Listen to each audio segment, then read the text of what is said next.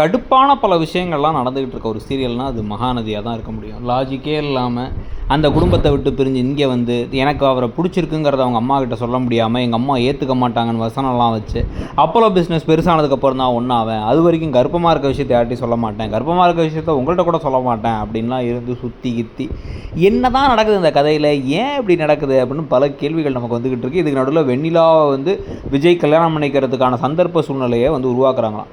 இது இந்த கதையில தான் வந்து எக்கச்சக்கமாக சந்தர்ப்ப சூழ்நிலையை உருவாக்கி மிரட்டி மட்டுமே கல்யாணம் பண்ணி வைக்கிறது அப்படிங்கிற விஷயங்கள்லாம் நிறைய நடக்கும். அதாவது ஒருத்தருக்கு ஒருத்தவங்களை பிடிச்சிருந்து கல்யாணம் பண்ணிக்கிறது வேறு, இங்கே நடக்கிறது எல்லாமே வந்து ஒரே கேலி கூத்தாக தான் இருக்கும். அந்த மாதிரி தான் வந்து இப்போ அடுத்த விவகாரமும் போயிட்டுருக்கு. இதுக்கு நடுவில் வந்து இப்போ கம்ப்ளீட்டாக காவேரியை வில்லியாக்கி காவேரி வந்து குடும்பத்தில் இருக்க அந்த குடும்பமே வந்து மொத்தமாக சொத்தை அபகரிச்சுக்கிறது தான் அப்படி பண்ணுறாங்கன்னு நம்பிராஜனை நம்ப வச்சு நம்பிராஜன் எல்லாத்தையும் நம்பிடுறாரு வேறு.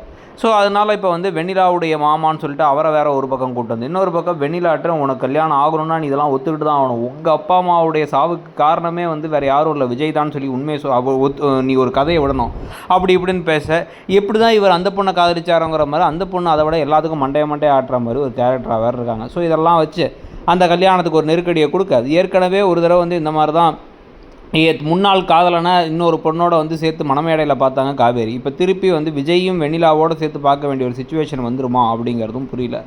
எப்படியோ ஏதேதோ சொல்லி வந்து நிவின் ராகினி கதை மாதிரி இங்கேயும் திருப்பி வந்து வெண்ணிலா விஜயை பார்த்துட்டு இவன் கிளம்பி எங்கேயாவது ஓடி போக தனியாக வந்து கொடைக்கானலேருந்து திருப்பி கொடைக்கானலில் வச்சு கிளைமேக்ஸ் வச்சு முடிக்கலான்னு இருக்காங்களா, இல்லை கதையை என்ன இழுத்துட்டே கொண்டு போகலான்னு இருக்காங்களான்னு தெரியவே இல்லை.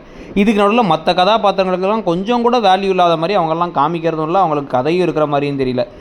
மகாநதி சகோதரிகளின் கதைனா சகோதரிகள்லாம் வந்து அப்படியே அம்போன்னு விட்டுட்டு ஒரே ஒரு ஆளை மட்டும் பற்றி கொண்டு போகிறது, அதுலேயும் வந்து பார்த்திங்க அப்படின்னா வந்து அந்த கதையும் ஒழுங்கு இல்லாமல் கொண்டு போகிறத பற்றி உங்கள் கருத்து என்ன? இந்த கதையை மாறுறதுக்கான வாய்ப்புகள் இருக்குன்னு நினைக்கிறீங்களா, இல்லை தயவு செஞ்சு முடிச்சு விட்டுலான்னு தோணுதா, இல்லை நல்லா தான் போகுது நான் தான் இதை தப்பாக புரிஞ்சுக்கிறேன்னா நீங்கள் என்ன நினைக்கிறீங்க?